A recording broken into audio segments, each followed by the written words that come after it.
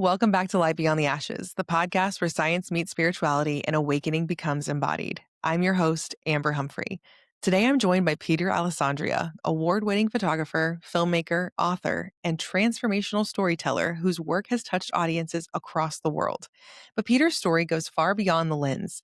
After rebuilding his life from the ground up, he followed a deeper calling, one that led him on a 35-year spiritual awakening journey and into powerful conversations with over 60 near-death experiencers, mediums, and channels. That journey became his groundbreaking documentary, Every Soul Knows, the joy of remembering who we really are. In this episode, Peter sits down with me to explore what happens when we begin to remember who we truly are, beyond the body, beyond the mind, and how that remembrance can completely transform the way we live.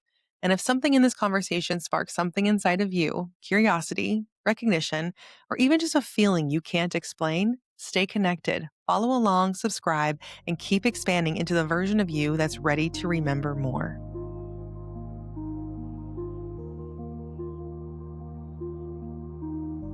Welcome back to Light Beyond the Ashes, the podcast where we talk about all things spiritual as well as scientific. And I am so excited because this week I have Peter Alessandria. He's a filmmaker who has interviewed a ton of people about near-death experiences, channelers, mediums, trying to get a peek behind the veil.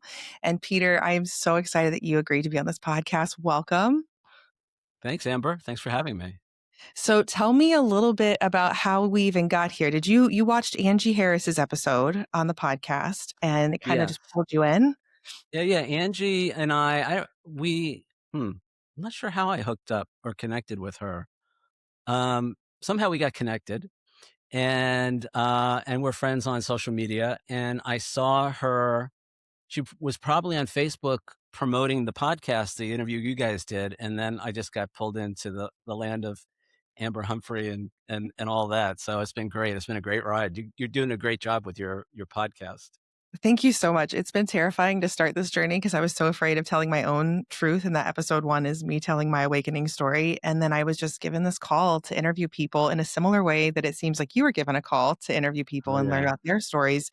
Because I think the more that we have a variety of people from different backgrounds and lifestyles and ages and genders, but they're all telling similar stories of this divine love, this eternal afterlife, the beautiful stories about near death experiences that we can talk about today. I think you just get closer to yourself, you get closer to others, and you just want to destigmatize what it means to be awake. And you're giving this beautiful platform to so many energy healers and psychic intuitives and awakened souls. And that's what I feel like Light Beyond the Ashes seeks to do too. So tell the world a little bit about what you do and how we got here and who you are. Well, it's a 35-year journey. So let me say this. I'm not an experiencer, excuse me, but I am a seeker. Okay. And literally like 35 years ago, I wanted to know the answers to the bigger questions in life, and I started kind of went down and this is pre-internet days. So somehow I was finding different spiritual works, traditions, writings. I'd moved from New York to Los Angeles. And in LA, California in general, there was a lot of open-minded. This was in the 90s, like the early 90s. It just seemed that there was a real openness to spiritual growth, spirituality, personal growth, things like that. And I just kind of found myself gravitating to that and started reading things like A Course in Miracles and Hmm. Science of Mind and the Urantia book. I don't know if any of you guys remember the Urantia book, and all kinds of stuff. And then, more mainstream stuff like the Celestine Prophecy and Conversations with God and all that. And and then I was doing workshops and different programs in California. And I just had this curiosity. I had this need to know. I didn't Hmm. have any grand plan at that point, other than this was just something that I was really interested in. That's progressed over the last, like I said, almost 35 years. I moved to LA to practice law. So I went to law school. I grew up in the New York City area. I went to law school and business school and then moved to Los Angeles to work in the film business.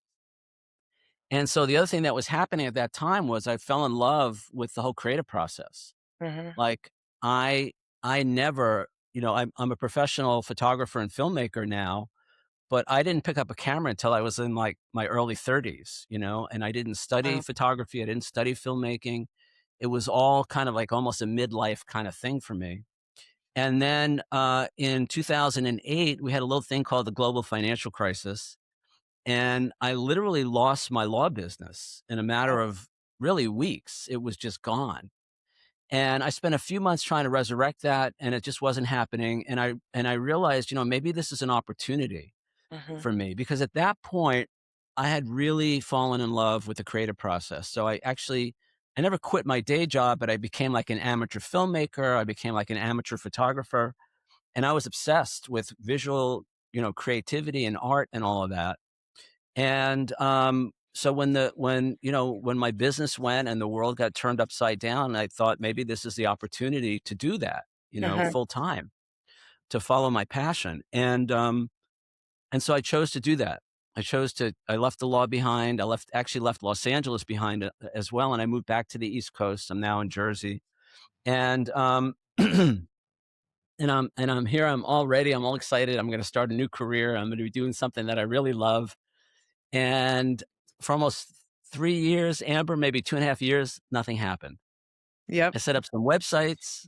I told some friends, they all thought I was crazy, uh, but nothing was really happening. And I had all these excuses, right? Mhm. First, it was because of the economy, right? Because the economy was still kind of rough. And then I thought, well, maybe it's not the economy. Maybe it's because I never studied art or photography. I mean, maybe that's the problem. Eventually, I realized the problem wasn't out there. The problem was in here. And Mhm. I had this really negative self image when it came to being a creative person. Like, I was terrified of criticism, rejection, you know, uh, and the thought was, who do you think you are? You didn't study art. You didn't study, you're not a creative person. All those voices that I didn't really know were there until I actually decided to do this for a living, and after almost, 2.5, 3 years, the money started to run out. And that was the best thing that ever happened to me, because now I had to get off the couch and actually put myself out there as a creative person. Now, along with all the spiritual stuff, I had also been doing, the metaphysical stuff, law of attraction, Mhm. visualization, vision boards, affirmations, all of that stuff. I also got into recovery. I'm 29 years sober now. And so the 12-step work that I did for over 20 years was really helpful in helping me wake up. And in fact, my first spiritual awakening was as a result of working the 12 steps. Wow. But I realized I hadn't been doing any of that stuff. I was just kind of hiding out from life because I was really terrified to put Mhm. myself out there. Excuse me. So the money starts to run out, and I realize, all right, I got to get off my butt and start to really make things happen here. That's the inspired action. It's like you have the call, now you have the inspired action. I guess, yeah. I mean, so I started, things like marketing Mm. and promotion, and so one of my ideas was to have a commercial photography business doing commercial product photography as well as headshots and portraits and headshots, like executive portraits and headshots. So one of the things I chose to do was to cold call, and I started cold calling all the businesses in my area. I eventually cold called like so with the executive portraits and headshots, it was like accountants, real estate people, medical offices, and lawyers. And so my tagline for that business, especially with the lawyers, was, I used to be a lawyer, now I shoot them. And Oh god. And the executive assistants love that. The lawyers, they didn't always laugh, but the executive assistants love that. And so I started doing that, and I have to say it was the worst thing ever to pick up the phone and call somebody I didn't know and pitch myself as somebody they should hire to do work for them was horrible. It took me months just to make that first phone call, right? And I was filled with anxiety and stress, and looking back now, I can say, after almost 2 years of cold calling, I never got hung up on once. Everybody was so nice. In fact, they must have felt sorry for me, because some of them, if they weren't interested, they would give me the names of their friends to call. I mean, everybody was just so nice, but it was such a stressful, anxiety provoking thing. And what I realized was they weren't the problem, right? It was me. I was before, during, and after every phone call, I was still beating myself up. Who do you think you are? They're not going to want to hire you. You don't know what you're doing. You're a fraud. You're an imposter. All of that was going on. But I wasn't really aware of it. It wasn't like all I knew was that my hands were shaking and my voice was cracking.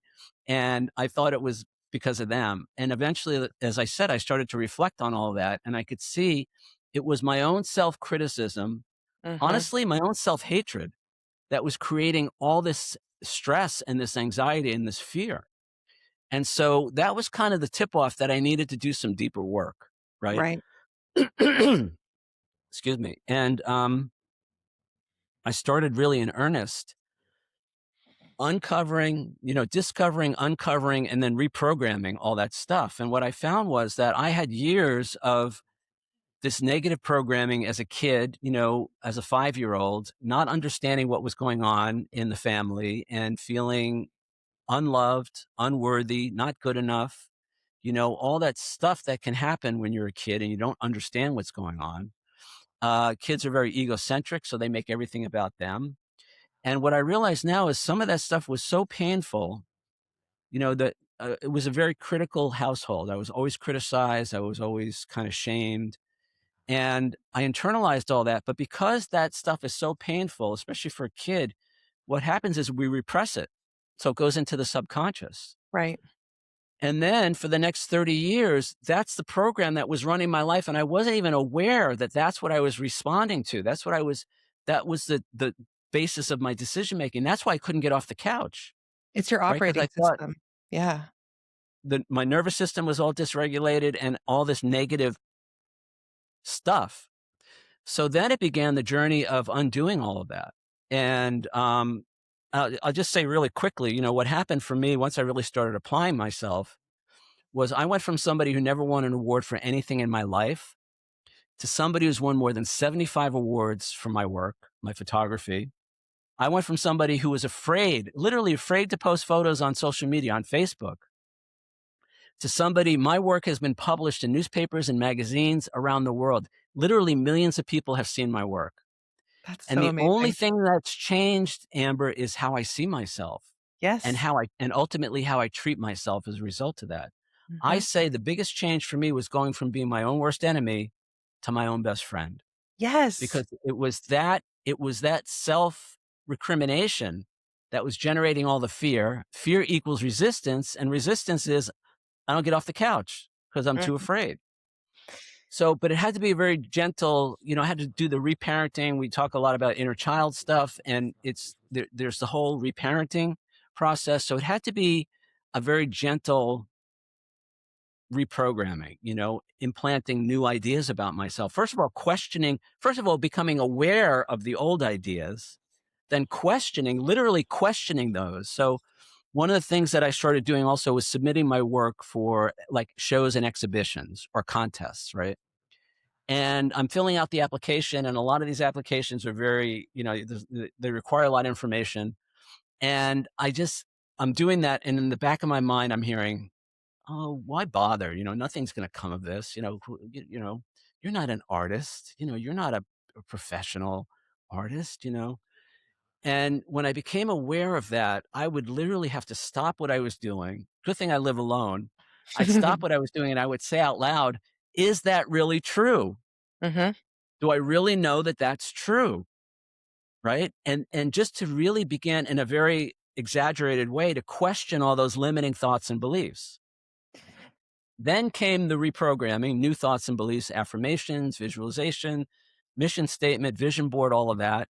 I did a mind movie. I don't know if you mind movies. Joe Dispenza has these Yeah. things. Yeah, the You do Mind mind movies. movies, Yeah. Joe Da Silva or Joe Silva too, yeah.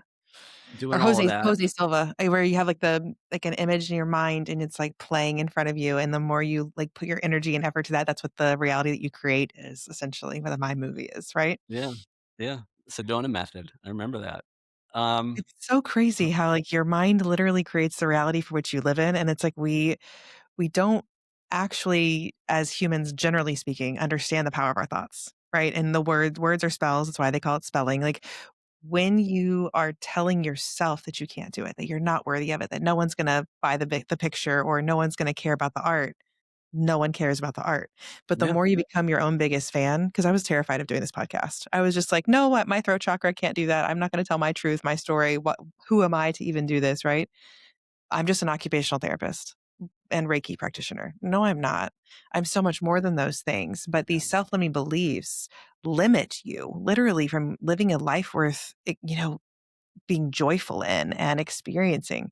So once you started doing this like mind movie, what did you see change in your life, in your existence? Well, let me just before I forget, let me say this. So what happened is this book. Oh, So nice. the title of the book, is it out of focus? Is Yes, it there you go. backwards or can we see it? It's perfect. So the title of the book is Be Bigger Than You Think You Are: Overcoming Our Self-Imposed Limits to Have the Life We Want. And this came out of that whole experience. Wow. So, and it's actually, this is written as a workbook. So at the end of each chapter, there are exercises, and it's all the stuff that I did to go from that person who was afraid to get off the couch to then I was literally traveling the world as a professional photographer, and I had never even taken a photography class in my whole life. I'm being published, have a photography book that's out there. I'm doing all this, winning awards, doing exhibitions of my work where people are showing up and buying the pictures off the walls. I mean, this was all, it was like, how is this possible? It's possible because I changed. So the original title of this book was Who Do You Think You Are? Yeah. I ultimately had to change that title for legal reasons, but the idea was this: I feel like that's the most important question we can ask ourselves, right? Who am I? Mhm. Or better yet, who do I think I am? Because whoever we think we are is exactly who we're going to end up being in life. Mhm. That's the flow of energy. It all starts with our thoughts and beliefs, and then it manifests out from there. So I had to create a whole new self concept, a whole new image of myself, where I am worthy, I am valuable, I am successful, I am good enough, I am lovable. Right? Mhm. All the stuff that I thought I wasn't, which was running my life, which I wasn't even aware that that's what was running my life, wondering why my relationships weren't working out, wondering why I couldn't get off the couch to start a Mhm. new business, all of that stuff. So it really is that transformation, and then it goes out from there. Now, let me tell you how this book actually happened. You want to say something? No, I was just gonna say, like, how did your life change once you changed your mind? Like, Well, I started internal winning state, your awards. I internal started state. Well, my internal state, it was, I have to be honest with you, the negative thoughts still come up. Mhm. The difference now is I don't believe them or don't Mhm. believe them as much. And I'm actually able to focus my mind in a new way, so I don't focus as much. Still comes up, I got to be honest, but I don't believe it. And I don't spend as much time focused on it. And instead I replace it with something positive, and I look at how far I've come. I look at the impact that I've had on people. I mean, I've Mhm. I've been, with my book and other things. I mean, I've literally been traveling. I mean, I went as far as South America telling my story to help people, to uplift people, to motivate people, all of that.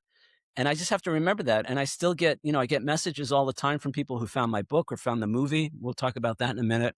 Mhm. Who, and I'm sure you have this with your podcast, where you really have an impact on somebody else's life Mhm. in a positive way. And it's like, that's the whole point of all of this, It is to is. help all of us wake It is. up and remember who we really are. That's the entire purpose of why I'm doing this is because I felt so alone when I was walking through it, and I actually didn't know anyone else was going through it, and I've had people reach out to me on social media saying, "I thought I was alone. I thought I was, like, losing my mind when I was being told that there was a better way of living," and you just get these for us, people who call experiencers, like, I am an experiencer, I'm a channeler, I am deeply intuitive, I have all of my clairs.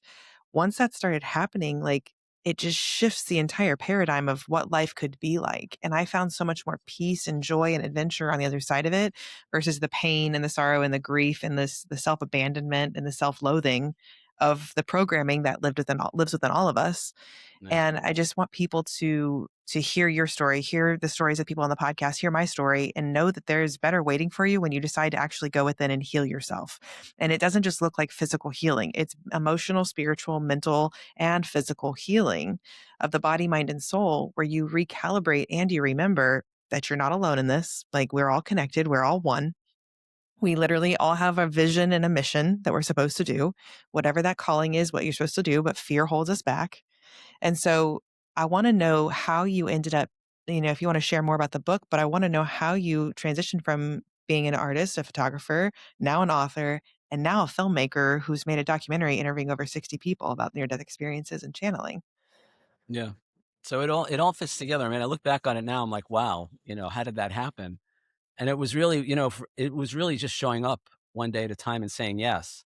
But see, at Mhm. first I didn't say yes. So let me tell you what happened. So now I'm traveling the world. I got hired by this company. They do fireworks the biggest fireworks performance company in the world.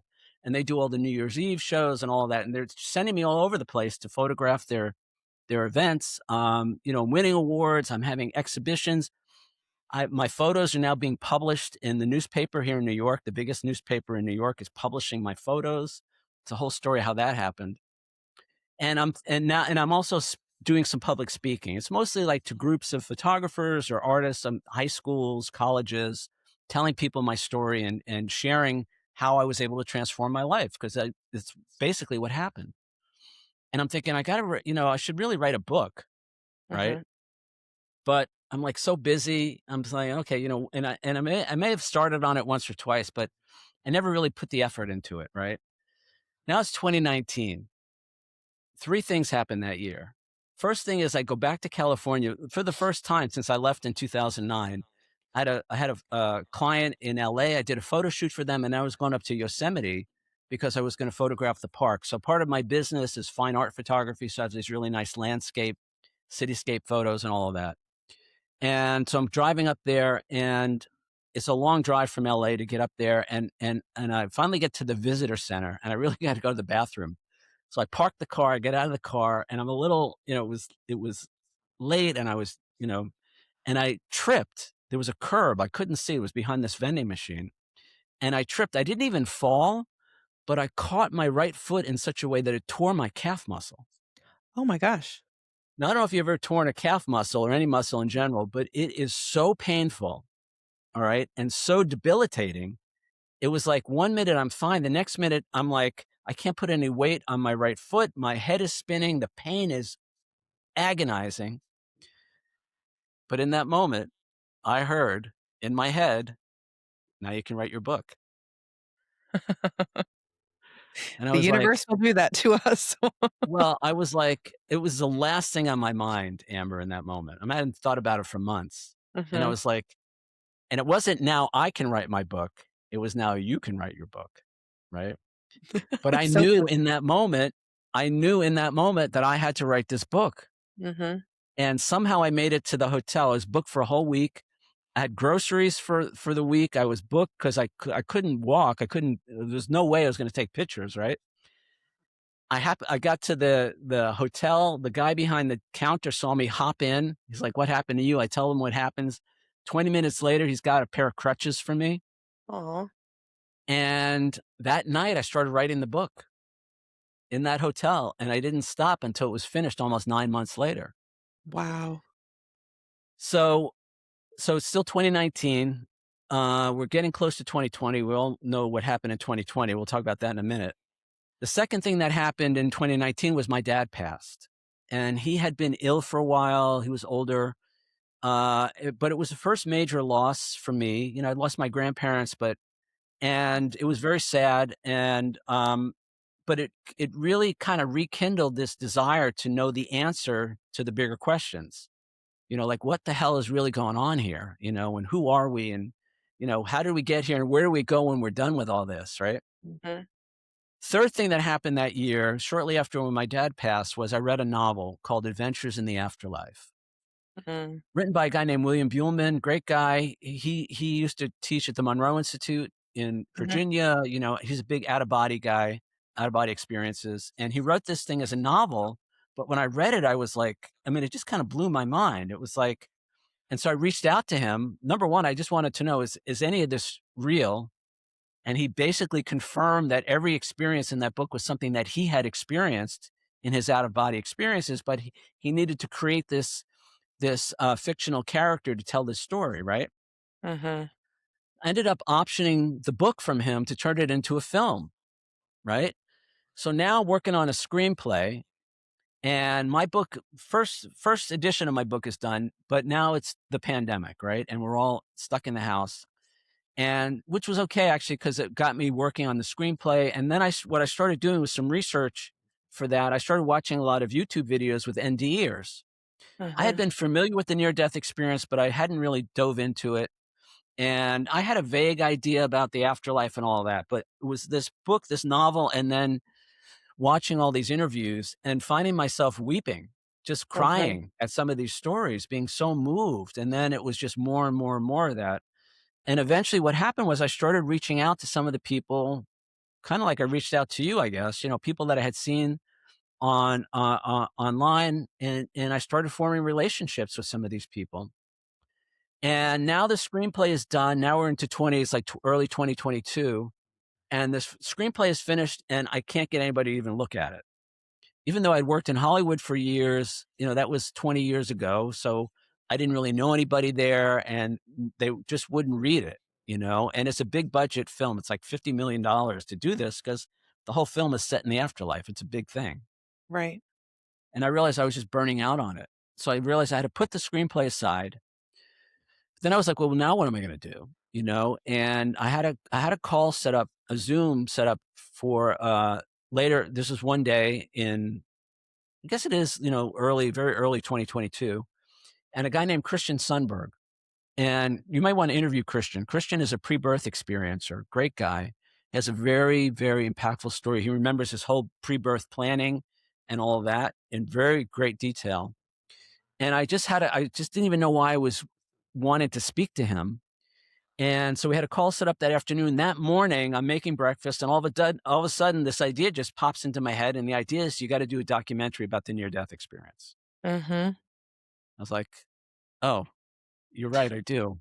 Right? Yep. It wasn't a voice like with the book so much. It was just kind of an intuitive knowing kind of thing. But I'm more and more I'm learning to trust. I mean, that's my superpower is my intuition. Mhm. I don't feel like I'm clairaudient or clairvisual or any of that. But But I claircognizance had is the knowing. so maybe that's it, right? That Mhm. that intuition. So that when I spoke to Christian that day, I said, "Look, would you be interested in doing being this documentary?" Now, I knew right away I didn't want to do it like it had to be kind of a higher end production, which meant we had to be in the same room together, Mhm. professional cameras. I didn't want to do webcams or any of that.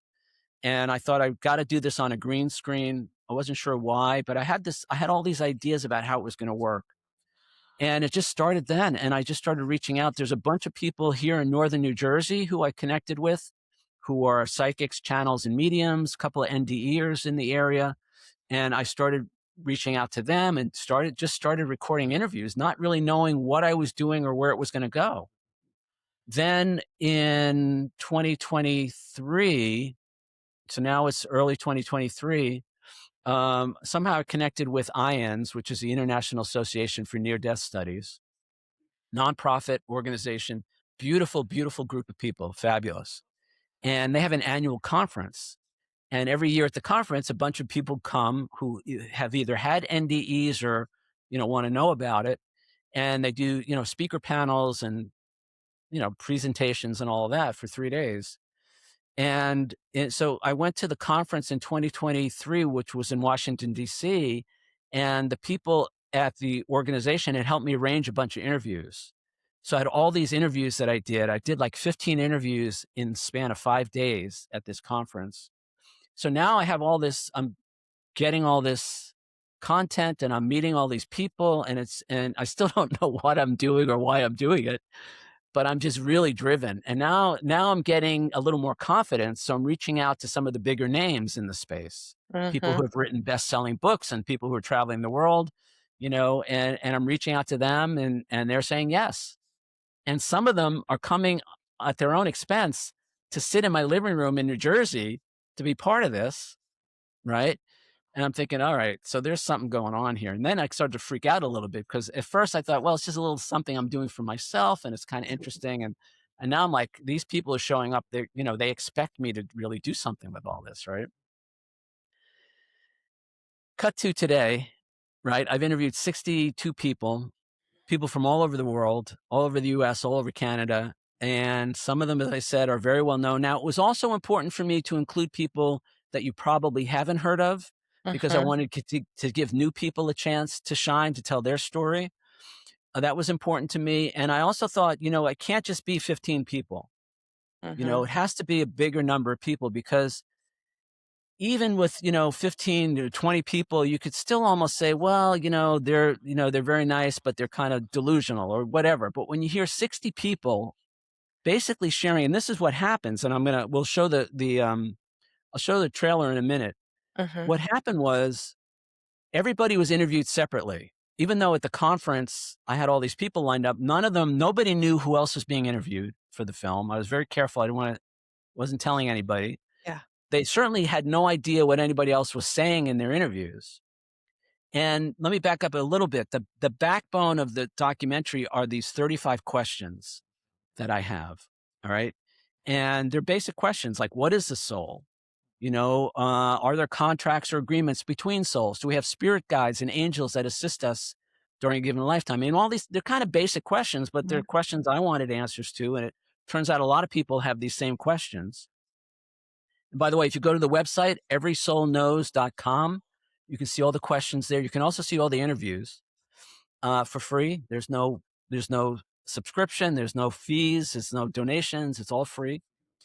And so I had these questions and I was asking everybody the same questions, right? And I had all these great NDEers and I wasn't letting any of them tell their story. Now, the reason I did that was I was really concerned about sensationalizing the death experience. Mhm. I was really concerned about exploiting people's misery, and all of that. Having worked in Hollywood for 20 years, I didn't want to make another thing that was going to bring people in because of the car accident and the cancer and the botched surgery and the blood and all of that. So I asked these questions. I didn't let any of them tell their story. And what happened, Amber, was very quickly I realized even though they had no idea who else was being interviewed, they had no idea what anybody else was saying, it was almost like they were finishing each other's sentences, literally. And Yep. now when I show the film, I have to tell people in the audience before it starts, keep in mind, folks, that none of these people, everybody was interviewed separately over the course of almost 3 years in different locations. Nobody knew what anybody else was saying because people always say, well, yeah, you had everybody in the same room. Of course they're going to say the same thing. Yep. No, right? So I'm really excited to share the trailer here in a moment, but I want to piggyback off of that because that's exactly what I'm seeing on the podcast Light Beyond the Ashes, this one. Because I've interviewed now over probably 30 people. Some of these episodes still haven't aired, but it's not necessarily they could finish each other's sentences, but they have a very similar shared experience, right? And so I'm already like, I got chills thinking about the questions that you ask people. I'm like, oh, I have an answer for that. I have an answer for that. I have an answer for that. And I know the people I've interviewed would have very similar answers to what my answer would be. Yeah, Because when you share a unified conscious field and when you are one with this creator of energy, source, God, universe, however semantically you want to, put it together, you have a shared experience that when other people, experience different realms or DMT or the afterlife, you can connect with something that feels like home. A lot of us feel like it's home. A lot of us long to go back there, and so it's just so fascinating because I watched the trailer, myself already, and I was just like, "Oh, yeah, this is." I feel the same. Like, I've had similar experiences, and my guests have had similar experiences, and then when you just go through something highly traumatic, sometimes you fall to your knees and you call out for help, and then something shifts and happens, whether you have a near-death experience or you're still alive, but you go through something severely traumatic. For me, that's what happened. And it all shifted in an instant for me. And it was like a near death experience. I just saw, I just understood. And I was like, right. but I never died. So I'm Right. so excited. Are you ready to share the trailer? Yeah, let me just say very quickly. So two things. Well, number one is in terms of the shared experience, shared consciousness. Now, if I'm on a plane, I can guarantee you the person sitting next to me either had an NDE or knows somebody who had an NDE. I mean, it's so strange. I'm like surrounded by this. You The other are. thing I want to say was I realized about a year and a half ago, I realized that while the questions are great, there's also value in telling the stories, right? Hmm. So I went back to a bunch of people and I let them tell their story. right? But I was like, okay, you only got 5 minutes to talk about the car accident. Then I want to hear what happened next, right? I want to know, because here's the whole premise of this. It's like, well, the premise is this: we're not who we think we are, right? And by the way, what we think is going on here is not really what's going on here. Mm-mm. Um, and it was, and so it was, but there is value in the story. So, and it's like, what can we learn from their experience that we can take right now and apply to our lives while we still think we're here in these bodies to make the world a better place? Because Mm-hmm. I don't think anything's going to change. The subtitle, so the title of the documentary is "Every Soul Knows: The Joy of Remembering Who We Really Are." And there's a reason I picked the word joy. And until we remember who we are, nothing's going to, my opinion, nothing substantial is going to change in the world.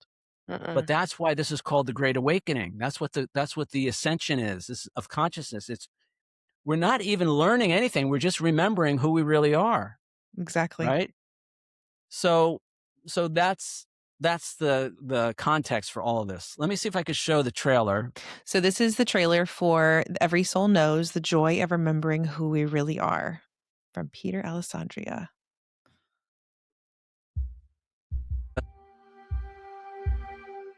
I Okay. think this is the best thing going on anywhere, to be in human form incarnated on earth at this time. At the soul level, we decide in advance what characteristics, what personality traits, what challenges we want to take on. The soul chooses who it's going to be born to, what family it will belong to. And I've thought many times that I might be mandated to Earth.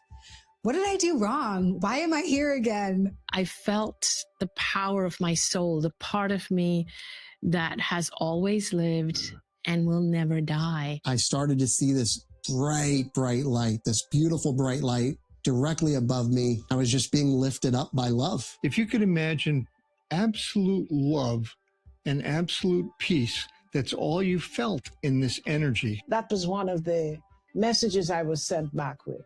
Go back and tell them life is eternal. That realm is sharp, clear, detailed, meaningful, powerful, filled with emotional truth and depth. When Nolan flatlined, what I experienced was Mary Fran coming across the veil, and she scooped Nolan up out of his physical body. And they had this exquisite reunion that you can only imagine between a mother and son. And suddenly I could breathe fine. I was incredibly conscious. I was more alive than I've ever been. For every 100 souls that qualifies to come down to Earth, and you've got to be an advanced soul to come down here, there's only one body. I said, I'm home. I'm finally home. I said that over and over. Time starts to slow down, almost collapse on itself. I began to surrender to the concept of dying. Everything that was temporal or physical or mortal about that soul was drawn aside, and I saw who he was, and I was in the presence of the divine. Every single person is this light walking around the center of their body, in the center of their energetic structure, in the center of their chakra system is the heart. It's the heart center. I also understood that was heaven. This is heaven. If you want to be in heaven, you can just be there. 60 interviews, 38 questions, all in a groundbreaking documentary about the afterlife. Every Soul Knows: The Joy of Remembering Who We Really Are.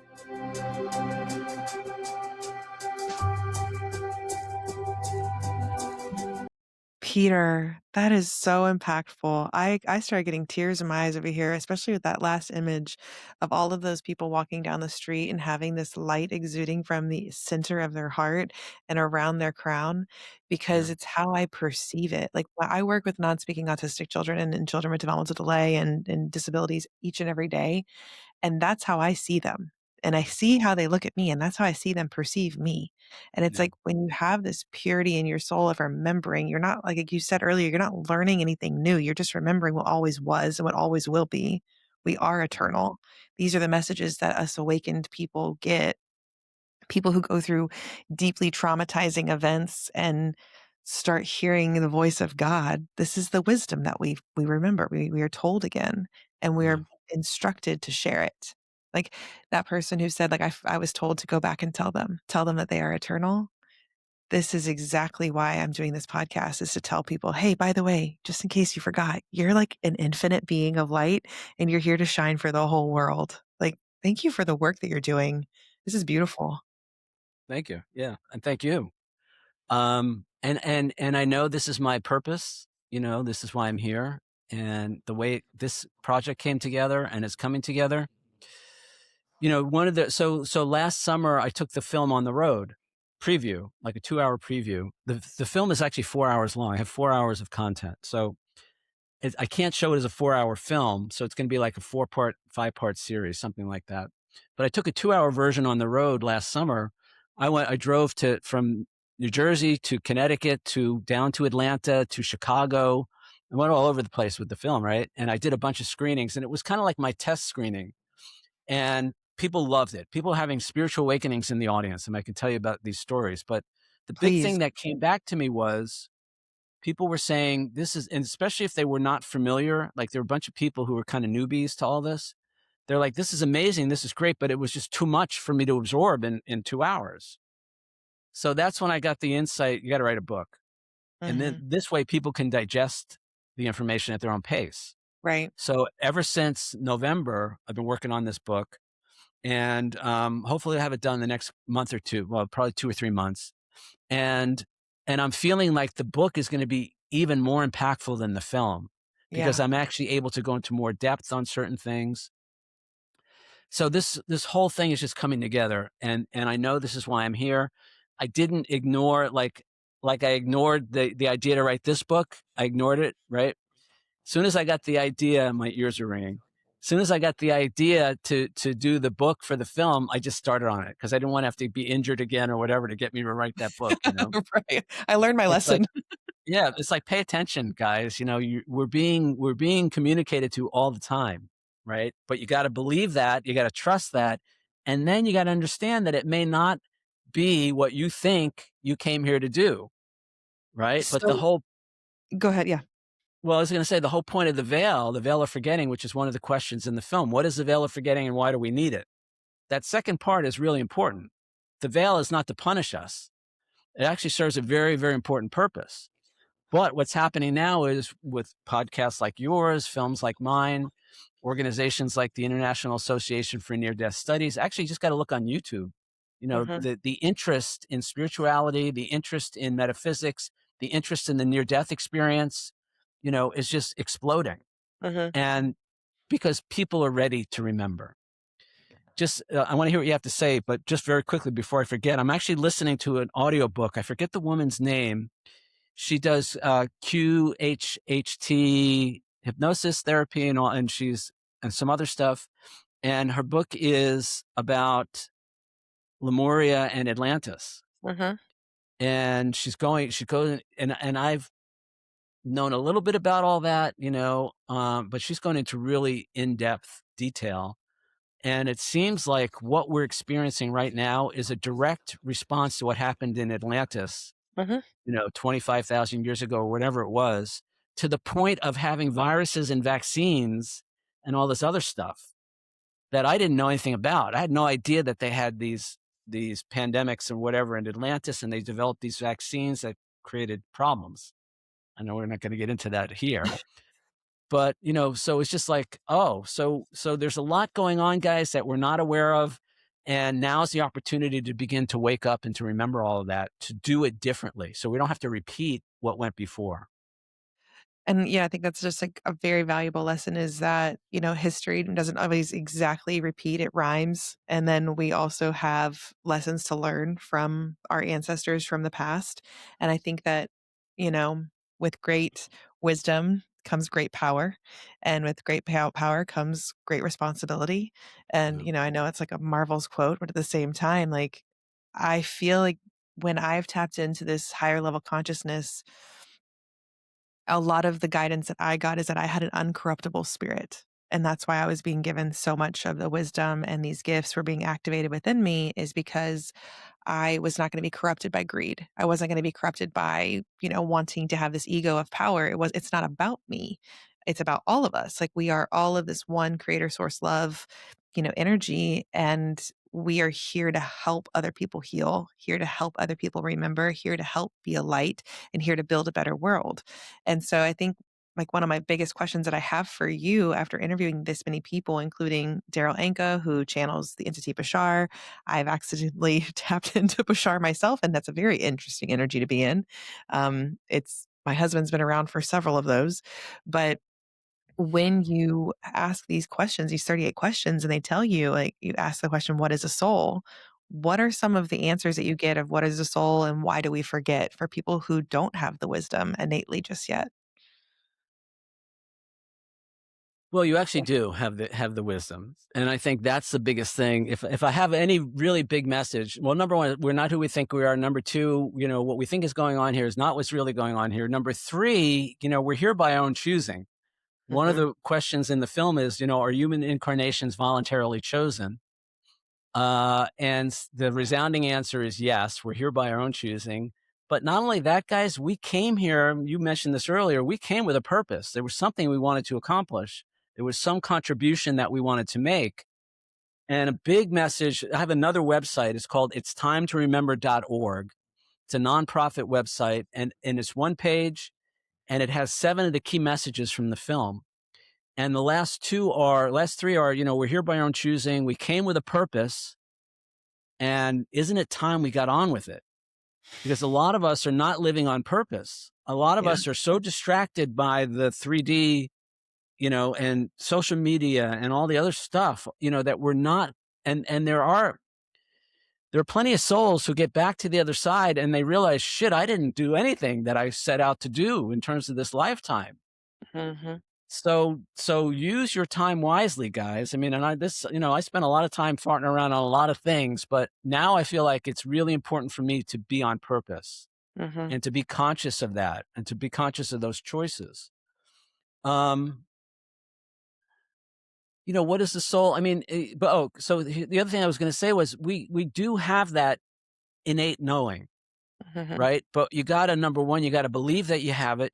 Number two, you got to trust that what you hear is true and right.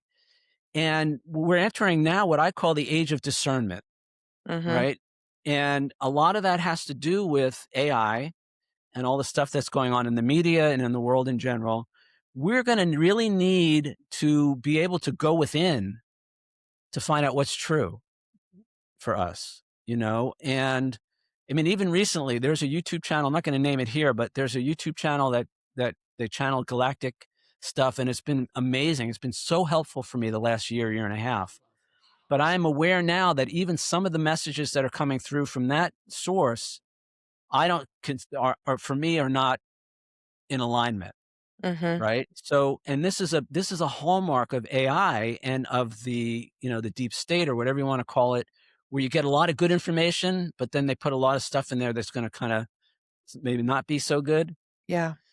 Point is, we have to begin to trust ourselves, and we have to, for me, I spend time in meditation. I used to do a lot of journaling. I don't really do that much now, but I try to pay attention to that voice because I realize now the reason that humanity is in the situation that it's in is because we have been going outside for our answers for so long and Mhm.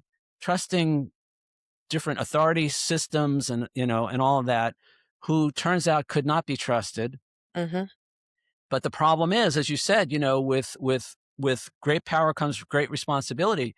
I have to now take responsibility for what I let in. I mean, a lot of us are very conscious of what we put in our mouth, but I think we need to be even more conscious of what we put in our mind, Yes. right? And take responsibility for that, and then use discernment in everything, even what you're watching right now, guys. We really have to be able to discern for ourselves whether or not it's I mean, truth is kind of a weird thing now these days anyway. So it's more, is it helpful? Does it Yeah. resonate? Is it going to move me forward?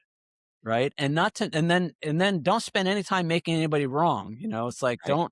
that's just a waste of time. But find what's true for you. And one of the things that I do in the film, Amber, is I actually stop the film 3 times and we do a guided meditation, a 2-minute guided meditation in the middle of this film. The reason I did that, and at the very beginning of the film, I say, look, don't take anybody's word for anything. in this movie or in your life. Said, listen, be open-minded, consider what's being said. Mhm. But especially with something like the afterlife, until we get there ourselves, none of us is really going to know anyway.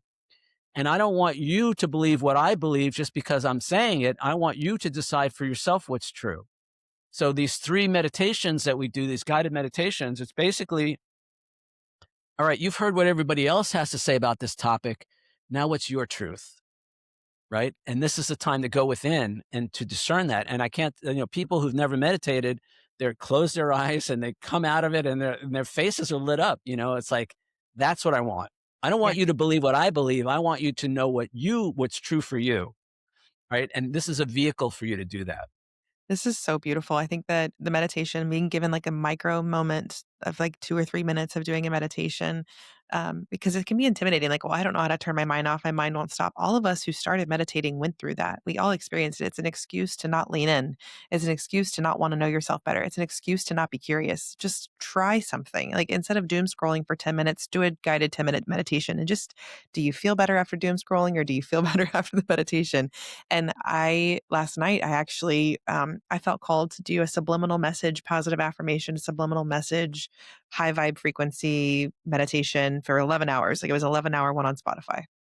And it was these I am statements. And it's been a while since I myself have gone and done some meditation. And I was like, listen, Amber, if you're going to practice what you preach, like do it on a daily basis so you can heal yourself and continue to grow. And I immediately started seeing like infinity of like colors. And it was like this white light, a ball, and then some red lights crossing over. So I'm like seeing different like chakras kind of getting lit up and activated. Then I see the blue and the purples. I was like, okay, this is really happening. And then it just like, it felt as though I was imprinting myself with these I am statements of I am infinite, I am love, I am embodied in this love, I remember, I am healthy, I am wealthy, I am whole.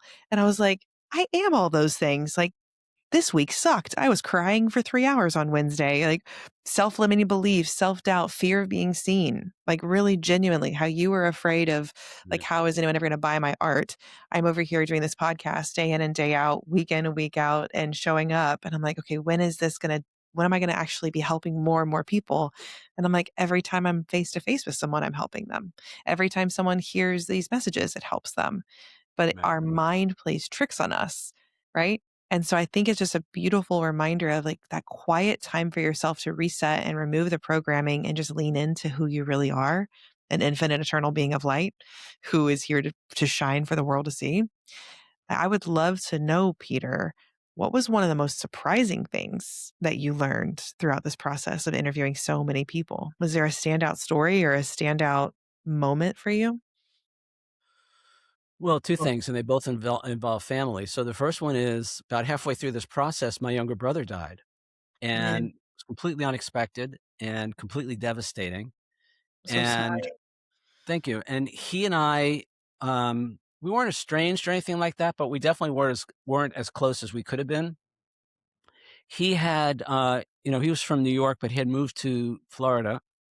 Was actually living in a like condo complex with one of our sisters was in that area too. And I hadn't seen him in 2 years. And I had lived in California for 20 years. I mean, so we saw each other on holidays basically, and stuff like that. And, so I hadn't seen him in 2 years and I just felt this urge to go visit, so I just kind of called him up and invited myself down there. He was younger than me and he lives alone. And so I spent a week with him and we were outwardly we were very different people. Now, actually spending a week with him like that, I got to see how similar we were, but people could never believe that we were related, and, we just very different personalities. He was tough, man. He was a tough New Yorker, man. He drove a garbage truck in New York City for years, so he didn't take shit from anybody. He was really tough, big, and not touchy-feely, really. Although I see now underneath that gruff exterior was this beautiful soul who just wanted to be loved, you Mhm. know? And I had some guilt, I had some regrets, especially when we were little. I probably could have been a better big brother to him, and I wasn't who I could have been. And so when he passed, so what happened was I went to see him, spent a week, came back to New Jersey, and 2 weeks later he died. He had some health issues, but nothing, imminent like that. And so that began a whole other chapter in my life and in my family's life. And oh boy, it was really, really difficult, really, really challenging. And so I went back down. We did a memorial service for him. So I went back down to Florida. And I was just overwhelmed. I had just had so much grief, Amber. I was so sad. When my dad passed, that was sad, but this was a whole different level, And like I said, I had some regrets about the relationship and all that. So we did a memorial for him, and then I had to go back down to help my sister with his estate. And so I went down for another 3 or 4 weeks, and the whole time I just had this awful grief, this sadness, and my sister was even worse for her.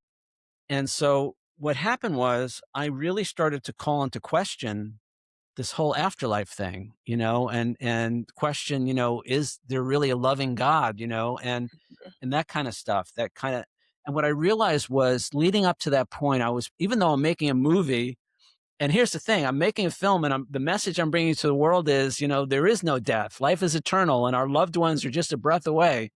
And I can't get out of bed because I'm so grief stricken.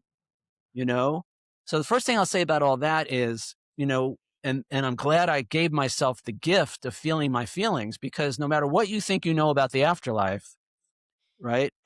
If you have those feelings, which I did, my suggestion is allow yourself to feel whatever you need to feel, right? Don't try to talk yourself out of the grief. And what I realized from that, Amber, is, we're not here to be spiritual. We're already that. We came here for the human experience, right? Yes. And the human experience includes stuff like grief and loss and all that other stuff. So I allowed myself to have those feelings, but I realized, do I really believe all this stuff? Because I'm not an experiencer directly, and I'm bringing this film to the world, but there was still a little bit of doubt, I think. And what happened was I stepped away from the film. And I just was focused on doing what I needed to do. And then when I came back to New Jersey, it was even worse because now I'm alone. But I came back to the film and I started watching some of the interviews I had done, and I started doing a little more editing, and something shifted for me. The other thing was I was interviewing, I had some interviews set up with people who were mediums, and he started coming through, right? So now everything's kind of shifting for me, and it was really the film that helped me heal that grief and that loss, and that brought me the hope that I needed. And now I'll tell anybody, I'm 110% in on all of this. Not even a belief anymore. I know that what we're hearing from these near-death experiences, what we're hearing in the film, is absolutely true. That's the reality, right? There may be variations on a lot of it, and now I know, Amber, that his passing was part of our soul contract together. The timing. And here's the other thing. He wasn't really a believer in the afterlife. He thought that was all woo-woo, the tough New Yorker, to the point where and so now the film is dedicated to him. The first thing that you see on screen is his image. And he's also financing part of the film because I got some money from his estate. And I have to laugh about that because the guy who was not woo-woo is now in the middle of the biggest woo-woo thing you can imagine. And so we laugh about it, and he's come through now. He's proud to be part of it, and all of that. And it's really been amazing. What's his name? John. Yeah, I heard it. I heard his name. Right? I think it's John. And I was like, no, I just want to make sure. And I don't like saying names before I'm ready. And this is the first time I'm actually right. I heard John in my head over and over again. And I was like, that's a loud name. And I was like, He was a I'm just loud gonna guy. ask. Oh my Yeah, gosh. Well, that's funny. He's definitely still here and with us too. I tap into that side, not as often, but it's beautiful how even if you don't believe, it doesn't make it not true. Like you can believe that we are not one. It doesn't make it less true. And him not being a super spiritual person and then being a part of this spiritual, disclosure, if you will, is just kind of a funny spiritual contract, the soul contract. It's really funny. Between us, it's very funny that it played out that way. But now I get it. I totally no doubt in my mind. Now there's one more holdout, and that's my mom. So let me tell you about my mom, right? So I love my mom. We have a great relationship now. We didn't always, but we have a great relationship now. And she's actually seen the film like 4 or 5 times, right? And different edits and all that. And I give her a lot of credit. She's getting older, but so she shows up, and it's really to support me. And so after, I think the first or second time she watched it, she said, "Peter, this is wonderful. You're doing such a great job. I'm so proud of you. But you have to understand, I think this is all a big fairy tale." Oh. All right. She's not a believer in the afterlife, kind of like my brother, right? And but for her, if it's not in the New York Times science Mhm. section, it's not real. She says, "I'm a materialist. I'm an evolutionist. I don't believe in all this afterlife stuff or God or any of that." And so at first, I think so. The first time she saw it, she was with one of my sisters and her 3 kids, and me and my mom, and I was just sharing it with them. And this is when my mom says, "I think it's all a big fairy tale, right?" And right away, my sister and my niece, they jumped on her like, "What are you talking about? How could you not believe?" And all this. And I'm like, "Guys, chill, right? It's okay. She doesn't believe. She doesn't believe. Not our job to convince her or anybody else. Allow her to have that space, right?" Yeah. And I'll tell you this: for much of my life, I was probably like her. Now, when I think about it, it wasn't so much that I was not a believer, but I was really angry at God. Mhm. That was my thing. And I discovered that doing the 12-step work that I did, that I had a real issue with God, because where were you when all that shit was going down when I was a kid? Oh, yeah. I had a real grudge, right? And I think that was for me the basis of the non-belief. Plus, when you're younger, you're just interested in living life. You're not really worried about what happens after, that kind of thing. As we get older, people are more interested in all that. So now, most recently, she saw it. I think it was last summer. She saw an edit. Her 2 sisters were here in New Jersey at my cousin's, and my cousin's boyfriend was there. And so I did a little screening for them. So this is about the 3rd or the 4th time my mother's seen the film. So halfway through, one of my aunts asks a question, and the first couple of times that she saw it, she couldn't watch she was almost like this. She almost couldn't watch the screen. It was a very strange thing, and she was really defended against it, right? Mm. Now, this last time she's right there. She's watching the whole thing. One of my aunts has a question, and before I could say a word, my mother starts answering her question, right? And when the film is over, she's the first one to clap. She sits up, she claps, and all this. And she didn't say, "Yeah, now I'm a believer," but I could see that we made some progress there, Mhm. right? Yeah. By letting her be who she is, not trying to change or control her perceptions, right? And make it safe enough for her. And again, you know what? Maybe she's right. I mean, I can't say until we get there ourselves, we're really not going to know, and all that. Now, again, I'm pretty sure, actually, I'm very sure, but I'm trying to give her some space with all this. So the point is, if there's somebody in your life that you want to help and want to give a message and all this other stuff, all we can do is deliver the message. It's not up to us to try to change somebody's mind about something like this. So the reason why I think this is a very important point to bring up is because I don't ever force myself on anybody, and I talk to other awakened people, and none of us try to do that. We just kind of embody who we are and our knowing, and we just exist as authentically as we can. And then people have their own discernment to choose to see if it aligns and it vibrates at their frequency or not. Every single soul came here with a specific contract. Like you said earlier, your brother and you had this contract, right? And there is this moment of, why God? Why did this happen to me? This was a horrific betrayal, blah, blah, blah. Like, woe is me. I'm a victim. I think a lot of us awakened people and humans, we walk through that storyline. We go through contrast, through this duality of quote unquote good and evil, light and dark, good and bad, because it helps our souls to grow. It would be incredibly boring if we just had light all the time. It'd be incredibly boring if we just had unconditional love and we never knew hardship. And in one of your podcast episodes, I heard you say, how could you ever know what cold was if you never knew what hot was, right? And how would you know what love is if you never knew what hate was? Like, how do you actually fully embrace and learn if you don't have this duality? And that's what Earth is a duality plane. And some people want to wake up in this lifetime and some people don't want to wake up in this lifetime. It is not our role to wake people up. It is our role to be authentically ourselves and stand in our own sovereignty of we are free, eternal beings of light, and this is my truth, and I'm remembering, and I'm just going to share that for whoever is going to choose to wake up. But not every soul chooses to wake up because they are acting as the contrast for us to heal. Like Right. people who abuse others, people who hurt them. I do forgive every person who's ever hurt me because I must. It's not for them, it's for me so that I cannot be anchored and tied to this resentment and bitterness and lower vibrational frequency. I'm here to rise. And I must remember that you served your soul contract with me. We were once soul family and soul tribe. We were once best friends and, sisters, you know, now we are enemies. Okay, well, that was what our souls chose, and I appreciate you, and I hope you appreciate me.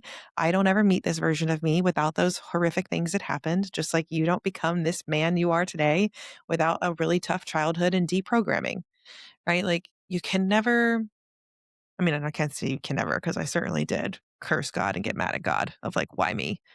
But once you move through that, you can't be mad at the circumstances that you walked through because they taught you. You're learning, your soul's growing and evolving. And I just feel like the souls contract and the souls expand, and the souls contract and the souls expand through every life that we come and incarnate in. And I don't know if maybe the near death experience um, survivors or the channelers shared something similar, but is that what you kind of got away from when you were interviewing all these people? Is kind of Oh, something yeah. That you very well said, actually, Amber. That was great. And, in a way, we can't know ourselves, without the darkness, we can't know ourselves as light, right? Mm-mm. And that's why we came. And so in an odd way, we can almost be grateful for the darkness, and there's a lot of darkness happening in the world right now. And Mhm. it's really hard to say that sometimes and feel that. And that's the veil that's why we have the veil. If we didn't have the veil, this would it would be a kind of a meaningless experience. It's like, Right. let's say if you knew all the answers to the final exam on your college, whatever test, the first time might be fun, the second time maybe, but eventually it would make that experience meaningless. There would be no point in doing it if you knew all the answers, And so we come here specifically for the forgetting plus the duality, the Mhm. contrast. You're right. In heaven, Betty Guadagno, one of the people in the film, she said, you know, if all you experience, you got to remember eternity is a really long time, guys. Yeah. It's a really long time. And if all you ever experienced was unconditional love, it might get a little boring. Mhm. The way I like it to describe it comes from Conversations with God. I don't know if you've read those books Mm. written back in the 90s, actually. Brilliant stuff. He says, in the absence of that which is not, that which is not. So we can't know ourselves as light without the darkness. We need the contrast. And when there's no contrast, we eventually stop experiencing ourselves as who we really are. Mhm. If there's no darkness, we can't experience ourselves as love and light. So Mhm. that's why one of the questions in the film is, why would a soul choose to leave heaven? Right? Heaven is such an amazing place. Yet we're all, and a lot of the people said, there's a waiting list to come down here to participate in all this. Yeah. Souls are lined up. They can't wait to come in. And I'm like, we're like, what? Are you kidding me? We're like bitching and moaning. I'm like, God, take me Yeah, back. get me out of here. Beam me up, Scotty. I'm tired. So it's really the gift is that contrast, Mhm. because the soul seeks to know itself in its own experience. Mhm. And if who we really are is goodness and kindness and compassion and mercy and unconditional love, to know ourselves as that, we must put ourselves in an environment where that does not exist, where we have to be the bringer of that. Mm-hmm. You know, we're the bringers of the light, literally. Yep. Right. And so we can have gratitude, appreciation for the darkness. This is how I describe it. So, and I do this in the book.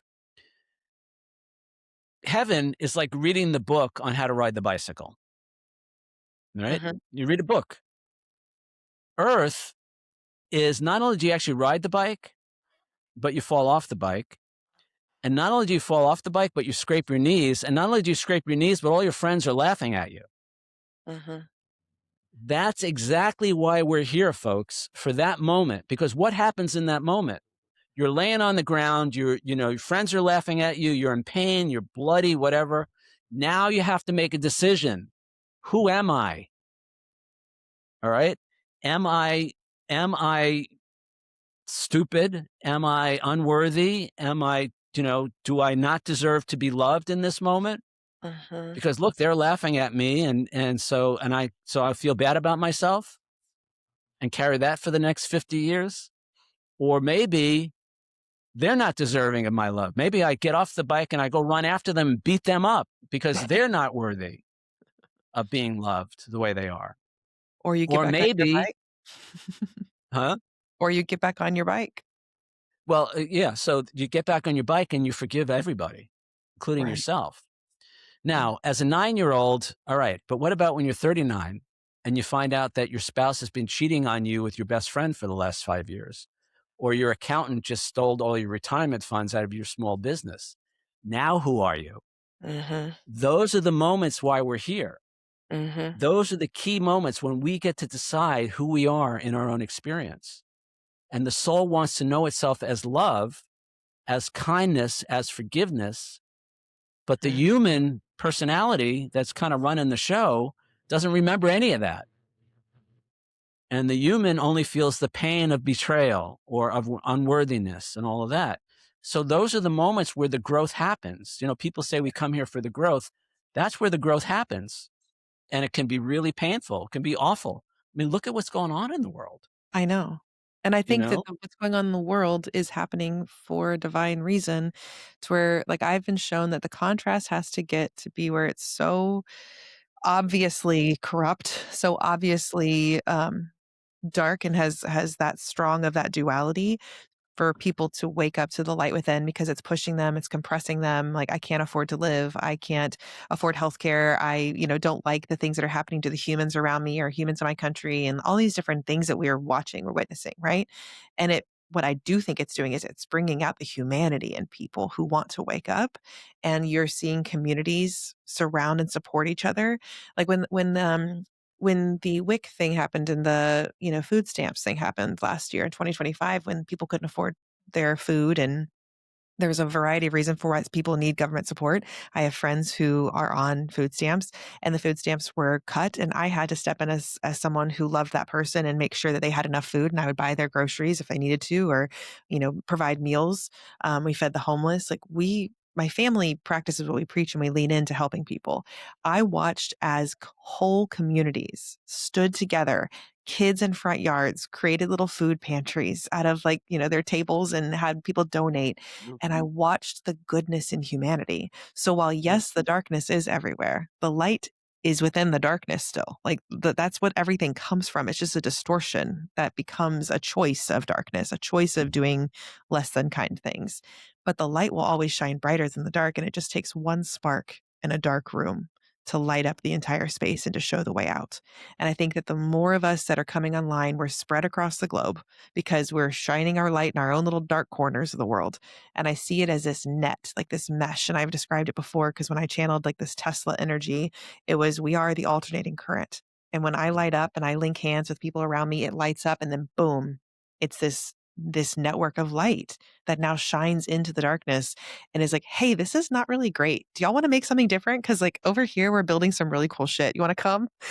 And then you start seeing energy healers and shamans and people who want to heal the oceans and help with cleaning up pollution and growing beautiful food that's not poisoned.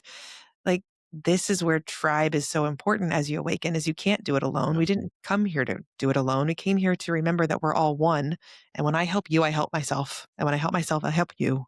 And then when we all help each other, we all rise. Like, this is just the facts of what this experience is. Do you agree?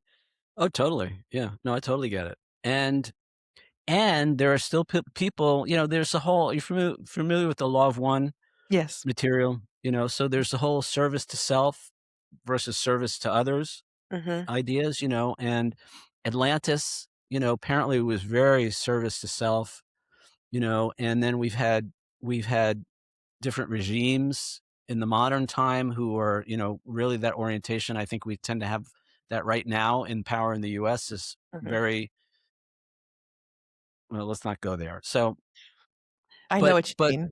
yeah, but that's we need that, to know ourselves as light. The greater the darkness, the greater the potential for light. Mm-hmm. Now, but we're really, I think we're really at a choice point, because I think, I think there will be a bifurcation, we're talking about 3D versus 5D and all of that. I think that's pretty much a done deal, but who goes which way, I think is still up for grabs for a lot of people. Mm-hmm. There's still people hanging on to the old way. And yes, the light always wins in a sense, but, didn't win in Atlantis. The darkness prevailed there, which is why we're doing all this over again, I Mm-hmm. think. The little bit I know about it, at least. So, but that's the beauty of it, because we really each have to choose for ourselves, We make have that free will. decision. We have That's free the free will. will. Yeah. One of the channel messages I got was that to not judge any singular soul's choice, because that soul's mission is none of your business, none of your concern, because it's their own individual growth, and to not, wish them to do exactly what you do. Like, wish them well, like, bless them, send them love, because you're sending yourself love when you do so. So it's part of the idea of that we are one. But each of these souls, like, some are young, some are ancient. Like, I feel like I identify very much with an ancient soul. Like, the visions I've gotten, the things that I've experienced, I'm like, and the path that I have lived, oh, it's been so hard. I'm like, I must have had a lot of karma to work off to find my purpose. But each of these souls are learning and growing and doing what they need to do, and we can love them, but we don't need to judge them. It's not for us to do. I would Well, hope that people would choose the light. Like, it feels nicer over here, but they might have more lessons to lead, and maybe in 10 years they find the light. It's none of my business, really, what yeah, other choices exactly. people make. Yeah, and I try to see myself in them, because there was a time and a place when I have the same, and so it's not about judging anybody, and who knows what their purpose is in this lifetime, what their lessons are, if you will. And we Right. really can't tell that. Now, I will say this, the longest chapter in my book is on forgiveness.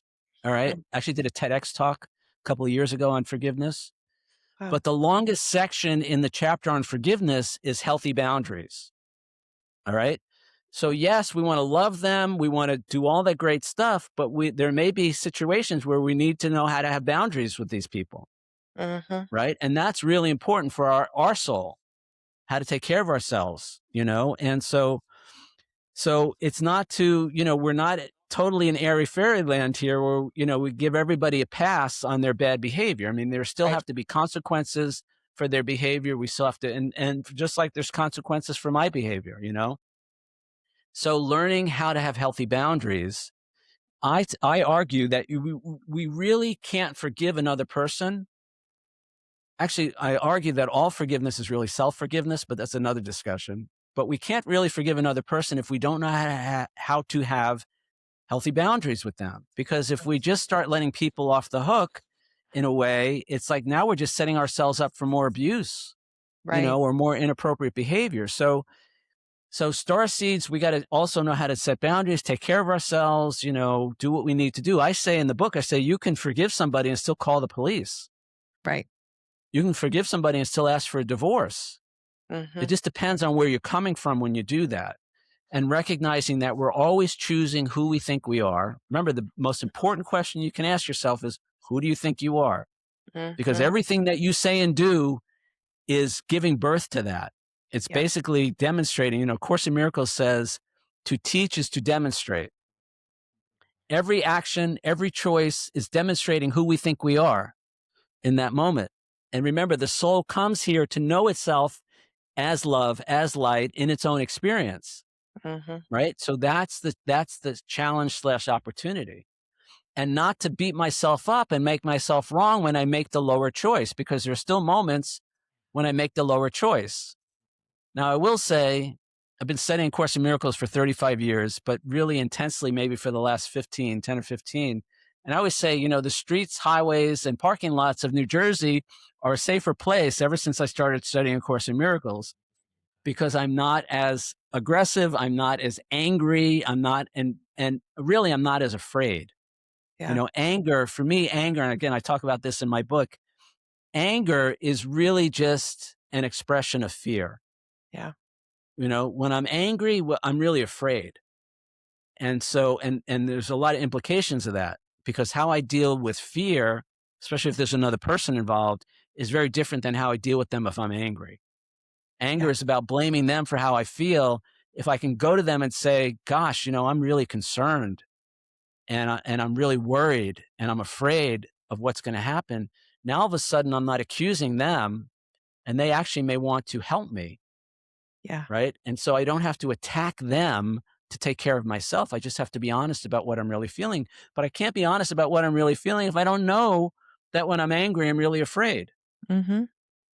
Have you noticed from your interviews or your own lived experience of like healing and awakening that the two real primary forces at the end of the day, I feel like that we confront are fear and love. And like love is of this divine guidance back to God, and fear is this pulling away from God. And one of these energies is what we experience each and every day in America or in the world is like fear this, fear this, fear, like even the nightly news is like fear your neighbors, fear your area, fear, fear, fear, fear, fear of showing up for yourself, fear going in, being bold and being an entrepreneur, fear, fear, fear, lack, lack, lack. And it just scares the crap out of people, but they don't step into their power.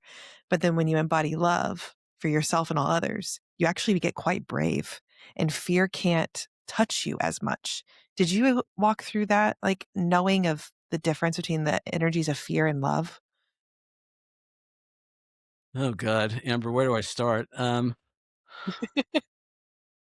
Yeah, again, that's very well said. I mean, Course in Miracles says you're only capable of two emotions, love and fear. And every choice, every decision that we make every day shows an alignment with one or the other. Now, I will say this, in the 3D, all right, where we seem to be right now, there is a difference between fear and caution. Right. Right? It's okay to use caution. It's okay to have common sense. Fear is a different thing. I have a whole chapter in the book. Chapter 4 is about fear, FEAR. And basically, oh God, we talk for 2 hours on this. Basically, the idea is this: fear, and again, I'll just quote A Course in Miracles. Fear is the absence of love. Mm-hmm. Right? And ultimately, there is only love. Fear is part of the illusion. Mm-hmm. So let's go back to the beginning when I was sharing about making cold calls, right? And feeling all this anxiety, all this stress and all of that. What I realized was when I finally realized that it wasn't them that was the problem, it was me. And I knew that in the Course in Miracles, it says fear is the absence of love. So if I'm feeling fearful, if I'm feeling anxious, then what's the solution to that? Bring love to myself, bring love to the situation. Right? So instead of beating myself up before every call, I would affirm myself. I would, soothe myself. I would do positive statements about who I am. You are good enough. People do like you. You do have something of value to offer. You're not a fraud. You're learning and you're getting better, but you're not a fraud. And I'm going to love you either way. No matter how this call goes, I'm still going to love you, Peter. And this is me talking to myself as a 40-year-old man. It's like, get a grip. Well, no, I mean, this is actually what I needed to do to talk myself through that. But I realized what I was doing in those moments was if fear is the absence of love, the solution is to bring love. Yes. Course in Miracles also says all attacks are a call for love. So now when somebody's attacking me, it's like I can either, and this was the TEDx talk I did, somebody attacked me on social media. Can't go into the whole story now, but it's in the book and it's on my website. Instead of attacking them back, I said, oh, okay, this guy's calling out for love. Yeah. He needs love. He needs compassion. Let me find out what's going on with him. Somebody I didn't know was a stranger accusing me of photoshopping my photos. They were too good to be true. Your photos I are love amazing. it. I love Thank them. you. And so what I did is I leaned into that and formed a relationship with this guy and found out that he was just projecting all his stuff onto me because he was also an artist and a photographer who was photoshopping his stuff, right? But Oh, I never attacked wow. him. I never attacked him for any of that. And instead I formed a relationship with him. Amber, within 6 or 8 months, not only did he become a client of mine, but he introduced me to another company that eventually I did a 5-figure license deal with them. So now all my photos are on souvenirs at all the souvenir stores in New York City. So all the refrigerator magnets and the postcards have all my photos, right? 5-figure income on a semi-annual basis, all because I didn't attack him back. And I said, oh, he's calling out for love. Let me find out what's going on with this guy. Instead of getting into a pissing contest with him and, all this other stuff, I didn't do any of that. And that completely turned into not only something good for him, but something really good for me.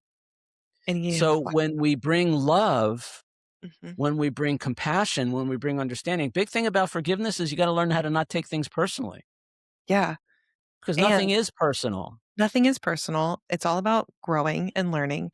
And I really wanted to take a moment to lean into that exact moment is the microcosm of this love revolution that's unfolding on earth is that when you lean in with love, it literally will reignite the light within that person, leading to more self-love for them because you saw what they needed. You gave what you knew you were capable of sharing. And then now this beautiful relationship and then collaboration came from this versus, let me just return this negative energy right back to you, return to sender. It's like, no, I can be the love revolution. And it happens with each individual interaction that you have and on a grand scale. But I think that's just such a really beautiful kind of metaphor for what is unfolding on earth. And Peter, I wanted to wrap up with, I always ask people one final question about, there's a lot of people who are waking up right now. A lot of people are waking up faster than you and I woke up. Like you've said multiple times, you've been kind of waking up for 35 years and unfolding and learning. For me, I woke up in 2023. It has been hard and fast. And it was overnight. And I did not have a lot of mentors or guidance. What is a piece of advice do you have for people who are newly awakening or curious about what's going on earth and what is real in the afterlife?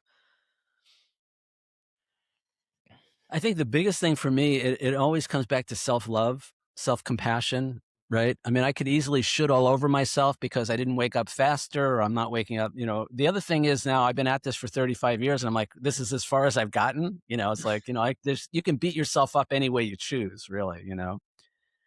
So it's really, it's so trite to say it at this point, but you can't really love somebody else until you know how to love yourself and have compassion for yourself and have forgiveness for yourself, self-love, self-forgiveness.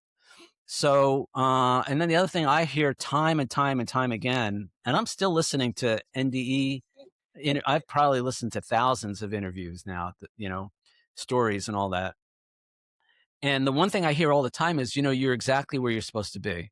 Mm-hmm. You can't be anywhere different than where you are right now because that's where you're supposed to be in your process. So I mean, be open-minded, hear what other people have to say. But again, this is the age of discernment, so I'm actually speaking there's going to be a conference. The International Association for Near-Death Studies is doing a conference in Seattle in August. And part of that, there's a panel of me and 4 other people, creators, are going to talk about what's going on YouTube in particular, but social media in general, in terms of AI created NDE stories and other stuff. There's a lot of stuff coming at us now, that is not based in any kind of reality. So have discernment, be open-minded, consider, don't be quick to judge anybody for anything. But also you got to use discernment. You can't believe everybody that you hear on YouTube, I mean, or So whatever, true. Yeah, it's so whether whether it's wherever. So love yourself, be open-minded, have discernment, and trust that you're exactly where you need to be. Oh, Those four that's things solid there. advice. That is solid advice. And I agree with all four of your pieces of advice right there. Thank you, Peter, so much for your time and for sharing your stories and for creating this wonderful documentary. So, where can people find it again in case they missed it earlier? Where can they go check out the documentary and find more about it? Right. So I have 3 websites. First one is Every Soul Knows, 3 words, everysoulknows.com. You find all the information there. There's also a YouTube channel. Oh, and one of the things that I did, Amber, that was really important for me was even though the project is like 4 hours, most people only really get a few minutes on camera when all is said and done. But they all gave these great interviews. So what I've done is I've made their full interview available for free, again, on the website and on the YouTube channel for the film. So the YouTube channel for the film is at Every Soul Knows. There's close to 60, 1 hour, 1.5 hour interviews there. I even cut out the mid-roll ads on YouTube so you won't be interrupted.